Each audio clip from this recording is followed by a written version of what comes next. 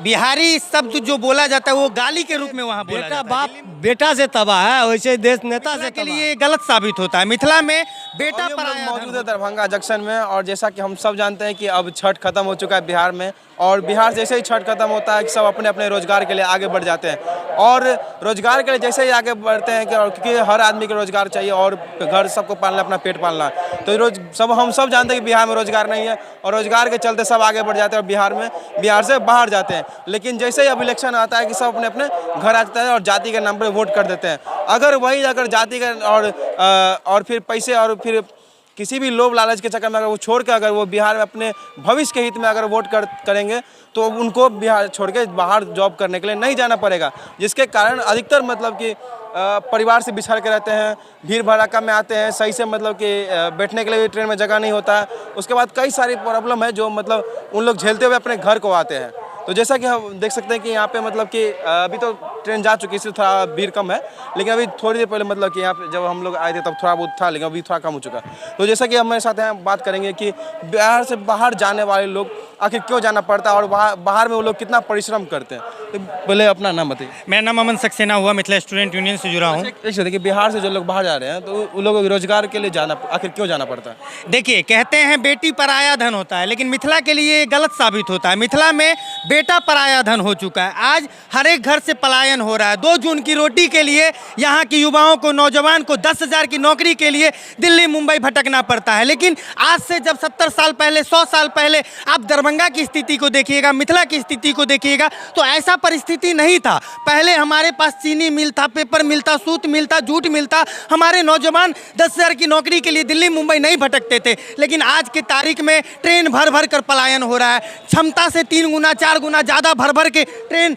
यहाँ से खुलती है जो दिल्ली मुंबई के लिए जाती है। वहाँ पे हमारे नौजवान जो 2 जून की रोटी के लिए उनको दर दर भटकना पड़ता है। 10 बाई 10 के कमरा में 10 लोग अपनी ज़िंदगी बिताते हैं। ऐसी परिस्थिति यहाँ के नेताओं ने ला कर रख दिया है। सबसे बड़ा दोष यहाँ के नेताओं की है। नेताओं के साथ साथ यहाँ पे लोग भी दोष है ना कि वो लोग वोट जाति के नाम पे करते हैं, पैसे के नाम पे करते हैं, दारू के नाम पे करते हैं। जो बिहार बंद है लेकिन फिर भी खुलेआम मिलता है। इलेक्शन के टाइम पे सब बांटा जाता है, उसके बाद ही मिलता है कि नहीं? क्या है सर, वो पब्लिक ने ना जानता है, पब्लिक को तो अंधा करके। लेकिन आप लोग जाति के नाम पे वोट करते हैं, विकास के नाम पे वोट करते हैं। वोट जब देने जाते हैं तो अपने बेटे के सर पे हाथ देके जाते हैं या शपथ खा के कि हम तुम्हारा भविष्य बनाने जा रहे हैं। एक शॉर्टकट में मैं बात करता हूँ सर, जैसे बेटा बाप बेटा से तबाह है, वैसे देश नेता से तबाह है। जनता उसको कुछ नहीं कर सकता है। ऐसा नेता लाइए जो बिहार में रोजगार दे, बिहार को मतलब नेक्स्ट लेवल पे ले जाए। बिहार पे आजकल मतलब और हमारा खास करके मिथिला इतना अमीर था कि पहले दूसरे लोग यहाँ पे आते थे, लेकिन आज हमारे क्षेत्र के, हमारे मिथिला के लोगों को बाहर जाना पड़ता है। यहाँ सर पैसा का पावर पे वोट लिया जाता है सर,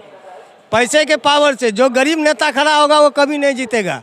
जो पैसा वाला नेता है वही पैसा का यहाँ पावर दिखता है सर। तो मत लीजिए पैसा, सीधी सी बात है, पैसा मत लेके वोट दीजिए। अरे यहाँ तो ऊपरे से खरीदा जाता है, तो नेता पब्लिक क्या खरीदाएगा? यहाँ मशीनें सब खरीदा जाता है, तो पब्लिक क्या करेगा सर? अच्छा एक चीज हम एक बात वोट कौन देता है? वोट कौन देता है? वोट पब्लिक देती है, पब्लिक देती है। लेकिन अगर आप लोग चाहिए कि हम दूसरे को नहीं दें तो क्या दूसरा को ले पाएगा वोट? 1 मिनट, मेरे कहने का मतलब ये है कि यहाँ 3 चीज़ पर वोट डिसाइड होता है। 3 चीज़ है जिसमें जाति, धर्म और पार्टी। इसके अलावा कोई चौथा चीज़ नहीं यहाँ पर हम लोगों को नज़र आता है। यहाँ पर जितने भी पार्टी हैं, चाहे बीजेपी हो, राजद हो, कांग्रेस हो, जेडीयू हो, एलजेपी हो, जितने भी पार्टी है, सब ने मिथिला को छलने का काम किया है। ये मगधिया सरकार, मगध के नेता जो हमारे पैसा से चलते हैं, हमारा पैसा उठाकर पटना में इन्वेस्टमेंट करते हैं। आप देखिएगा, एक तरफ दरभंगा, मधुबनी, समस्तीपुर, सहरसा, बेगूसराय है जहाँ पर एक ओवर ब्रिज आपको देखने को नहीं मिलेगा। दूसरी तरफ आप पटना चले जाइए, वहाँ 100 से ज़्यादा ओवर ब्रिज बनाकर तैयार कर दिया गया है। मगध में जाइए तो ग्लास ब्रिज की बात होती है, दूसरी तरफ हमारे मिथिला में आइए तो चचरी का पुल का बात होता है। ऐसी परिस्थिति है यहाँ की। कहीं न कहीं हमें लगता है कि जो मगधिया सरकार है, गंगा के उस पार के नेता है, चाहे नीतीश कुमार हो, लालू यादव हो, तेजस्वी यादव हो, उस सब ने दरभंगा, मधुबनी, समस्तीपुर, सहरसा, बेगूसराय को छलने का काम किया है, जिसके कारण आज हमारा क्षेत्र जो है सस्ता मजदूर का फैक्ट्री बनकर रह गया है। यहाँ से युवा नौजवान फैक्ट्री है जो जाकर दिल्ली मुंबई में कल कारखानों में जाकर 10,000 की नौकरी करने का काम करते हैं। बिल्कुल, मतलब कि जैसा कि पटना में जाइएगा तो बहुत सारी सुविधाएं मिलते हैं, लेकिन हमारे क्षेत्र मिथिला में वो सुविधा नहीं मिल पाती है। इसका कहीं ना कहीं सबसे बड़ा कारण है यहाँ के नेता और सरकार, क्योंकि नेताओं को उनको अपना सिर्फ वोट से मतलब है और उनको इस क्षेत्र और साथ से यहाँ के सांसद और विधायक को तो मतलब ही नहीं है, उनको बस कमीशन मिल गया उससे उन लोग को, उसके बाद उन लोगों को कोई लेना देना नहीं है। लेकिन सबसे बड़ी बात मैं कह दूँ कि सबसे अगर ज़्यादा कहीं लेबर का जाते हैं बिहार में वो हमारे मिथिला क्षेत्र के होते हैं। आप मुंबई से दरभंगा आ जाएगा 2.5 घंटा में, लेकिन लहरियासराय से दरभंगा पहुंचने आपको 4 घंटा से कम नहीं लगेगा। कि नहीं, गलत बोल रहा हूँ? नहीं, बिल्कुल सही बात है। देखिए, एक चीज़ और हम आपको बताना चाहेंगे, जो दरभंगा के पास एयरपोर्ट बनाया गया है, ये कोई सरकार ने हमारे ऊपर एहसान नहीं किया है। जब सरकार यहाँ के इतिहास को उल्टा कर देखे तो 1920 में जब राज्यों के पास, बड़े बड़े राज्यों के पास हवाई सुविधा नहीं था, तब दरभंगा में एयरपोर्ट की सुविधा थी। सरकार ने हमें दिया क्या, 20 करोड़ रुपया लगाकर, क्या बोलते हैं आपको, टेबल जो कुर्सी होता है प्लास्टिक का कुर्सी लगाकर एयरपोर्ट चालू कर दिया गया। दूसरी तरफ आप गया में जाइए, बोध गया में जाइए, 400 करोड़ रुपया लगाकर एयरपोर्ट बनाया गया। यात्रियों की संख्या 50 है, 70 है, 100 है, लेकिन दरभंगा में 20 करोड़ रुपया लगाकर जब एयरपोर्ट खोला जाता है तो यहाँ पर यात्रियों की संख्या 25। अब तो पटना से भी ज़्यादा भीड़ मतलब दरभंगा में रहता है, लेकिन दरभंगा में सुविधा ही नहीं है एयरपोर्ट के लिए। बिल्कुल, सुविधा नाम की कोई चीज़ नहीं है। सरकार यहाँ से बस पैसा जनरेट करना चाहती है।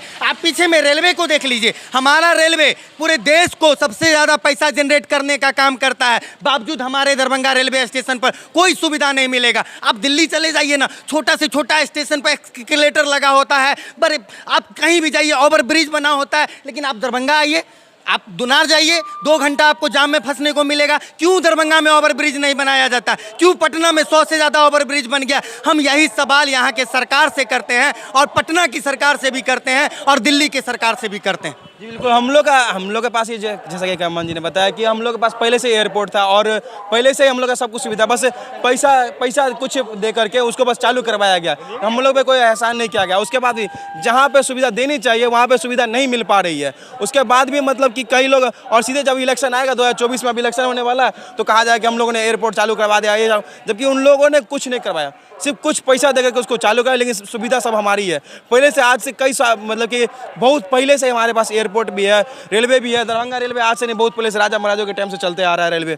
और उसके बाद जो मतलब कि पहले जितना सुविधा था उससे लाख गुना कम अब कर दिया गया, बल्कि उसको बढ़ाने की जगह मिथिला को बर्बाद करने का काम किया गया। और सबसे बड़ी काम ये लोग बिहार के जितने ही मतलब गवर्नमेंट और बिहार के जो सरकार और या फिर बाकी नदी के, गंगा नदी के उस साइड जो जितने भी है, वो लोग से हमारा अस्तित्व मिटाने पर लगे। बिहार से आप बाहर जाइए तो सीधे बोलेगा बिहारी है, मानते हैं बिहारी हम भी मानते हैं, लेकिन सीधे बोलेगा कि क्या भोजपुरी, समझ जाते हैं कि भोजपुरी बोलने वाले। बिहार में बिहारियों को भी कई लोगों को नहीं मालूम है कि हम मिथिला बोलने वाले भी यहाँ पे निवास करते हैं। और सबसे ज़्यादा लेबर कास्ट अगर बिहार जाता है तो मिथिला क्षेत्र से ही जाता है, कि नहीं?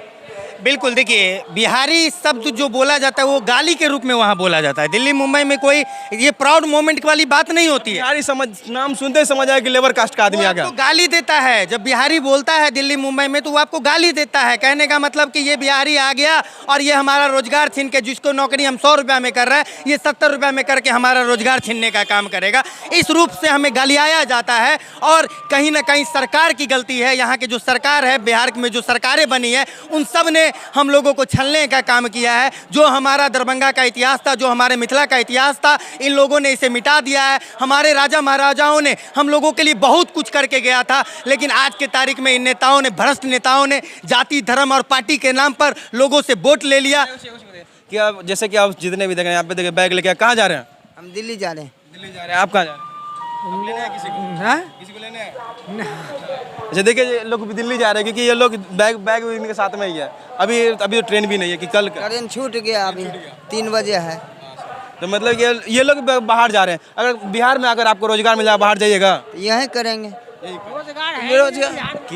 रोजगार है ही नहीं। रोजगार अगर बस इन लोगों को दे दिए, जो इन लोगों का हक है वो हक नहीं दिया जाता है। अगर इन लोगों को रोजगार दे दे, लोग बाहर जाएंगे नहीं, परिवार के बीच में रहेंगे।